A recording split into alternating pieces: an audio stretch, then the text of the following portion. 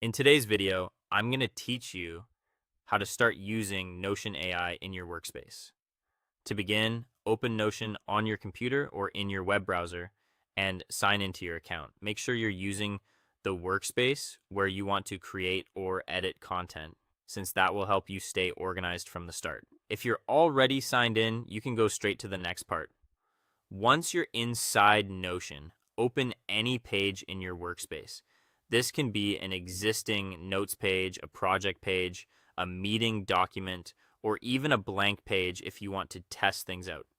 The specific page doesn't matter too much for this walkthrough, as long as it's a place where you'd like AI assistance.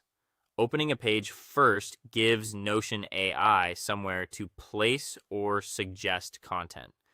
After that, look for the Notion AI button or the AI prompt option on the page. Depending on your version of Notion, this may appear in slightly different places, such as near the writing area, inside a menu, or as a prompt that appears when you start typing. Take a moment to scan the interface so you can recognize where the AI tools are located. This makes it easier to use them again later. When you find the AI option, click it to start using Notion AI. This opens the AI tool so you can begin interacting with it directly inside your page. In most cases, the feature is designed to feel built into your normal writing workflow, so you won't need to switch to a separate app or window. If a setup or subscription prompt appears, follow the instructions shown on screen.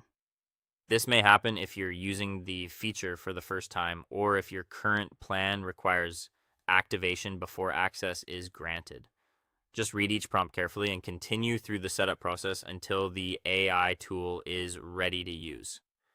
Next, type what you want Notion AI to help with. Be as clear as possible so the response is more useful.